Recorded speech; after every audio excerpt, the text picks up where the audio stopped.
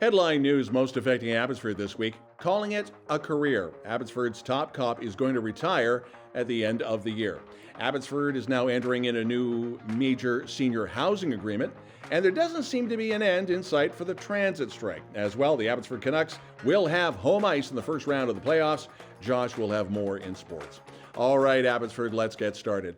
After a 33-year career in policing, Abbotsford's top cop, the Chief Constable, Mike Sir, is going to retire at the end of the year. While his career has had many highlights and controversies, probably one of the most compelling stories was donating 2/3 of his liver to his brother DJ. DJ dropped the ceremonial face-off at the Abbotsford Canucks game this past weekend. By the way, yes, Sir's liver, it will grow back to normal. Most importantly, though, his brother's going to be okay. City of Abbotsford is going to enter into a housing agreement for the development of a 300-unit housing project on Yukon Crescent. Council recently passing all three readings of the bylaw to proceed with this agreement with MCO Investments. Now, in February of 21, Council adopted a comprehensive rezoning for 19 lots on Fairlane and Yukon in central Abbotsford. This is north of South Fraser Way and east of Borken Crescent West. Week 4 of the transit strike, the effects are very harsh. Some people have outright lost their jobs because they just can't get to them. Others can't make their medical appointments. First Transit has filed an appeal with BC Supreme Court to keep picketers off the property.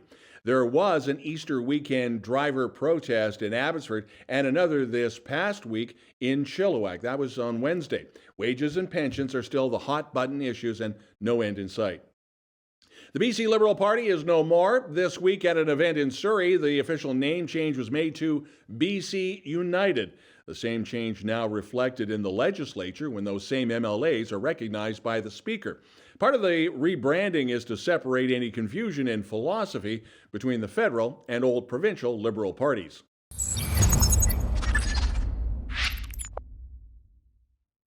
COVID played a very cruel joke on the Abbotsford Tulip Festival. The effects of the pandemic and then the flood shut down the show in 2021.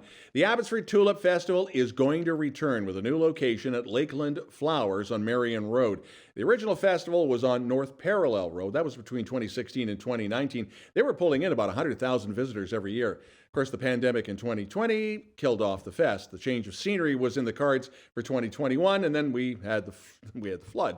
Now, after this tulip season ends, there will be another flower festival, or 3, at Lakeland.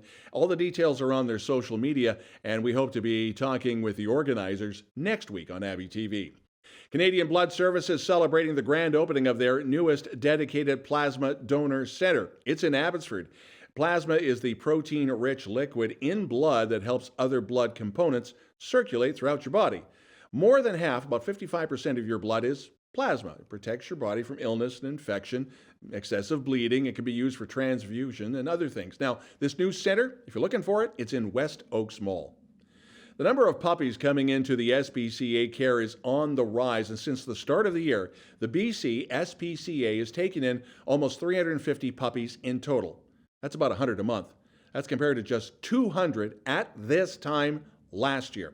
So it's a huge spike, putting extra pressure on the shelters and dedicated foster networks. So if you can help out being a foster parent for a puppy or a mom, or just helping out financially, SPCA wants to talk to you.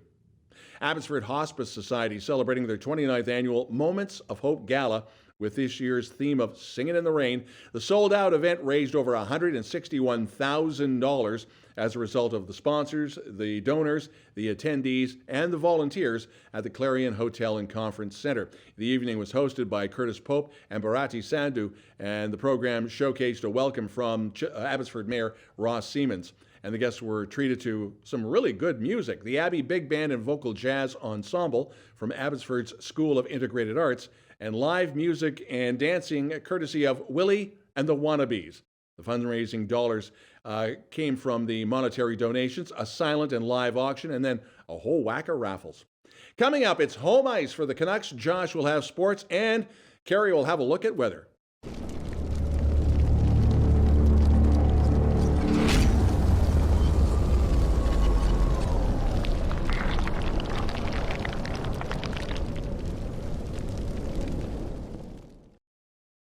How's it going, Abbotsford? Welcome back to sports. It's Josh here with you once again. You know what we do here?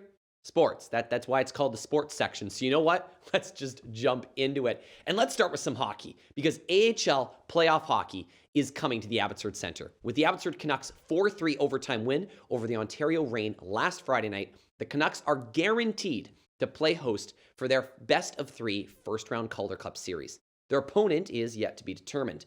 Round 1 will take place at the Abbotsford Centre on April 19th, 21st, and 23rd, with each game beginning at 7 p.m. Single game tickets are available now, beginning at just $30. And think about it. If the big boy Canucks in Vancouver were playing in the playoffs, you wouldn't get tickets for double that price. So jump on it while you can. I don't think the big boy Canucks will be in the playoffs anytime soon. Anyways, moving on. April 21st is the Titanium Drag Strip opening day at Mission Raceway Park. The test and tune is happening from 10 a.m. to 4 p.m., and then it's the Mopac Auto Supply Street Legals at 5 p.m., right when the dew sets in. Tickets are available through their website, so check it out if you're interested.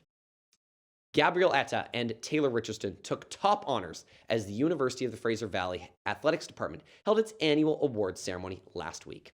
The Cascades Awards ceremony celebrates excellence on display during the 2022-23 season.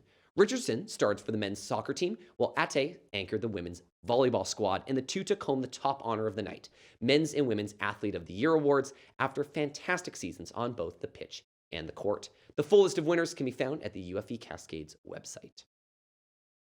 The Columbia Bible College Bearcats Athletics announced the hiring of a new women's basketball coach. Taylor Claggett has joined the CBC Athletics and is looking forward to the next chapter of her coaching journey. Claggett has a long history with the Abbotsford sports community, having attended MEI, where she was a multi-sport athlete, and she went on to play post-secondary basketball at the University of Fraser Valley, where she excelled as a student athlete from 2015 to 2020, and let's be honest, she kind of cleaned up. Claggett was named UFE Co-Rookie of the Year in 15-16. She got the UFE Community Service Award in 17-18 and UFE Female Athlete of the Year Award in 18-19. As part of her post-secondary athletic journey, Claggett was involved with Athletes in Action, which was tremendously beneficial for her in being able to connect her personal faith with sport. Following post-secondary basketball, Claggett went overseas to play professionally in Ireland and now returns home to take the helm of the Bobcats women's basketball team. It's kind of a full circle moment for her, going overseas and then coming all the way back home. So that's very cool. All right, that is all we've got for sports today. Please check out the Abbotsford Canucks in the playoffs. I think it's going to be super exciting. It's going to be a great atmosphere there. I'm hoping to catch a game too, and I'm just excited to have playoff hockey in the Valley. Anyways, that's all we've got for today. Thank you as always for tuning in. We will see you next week.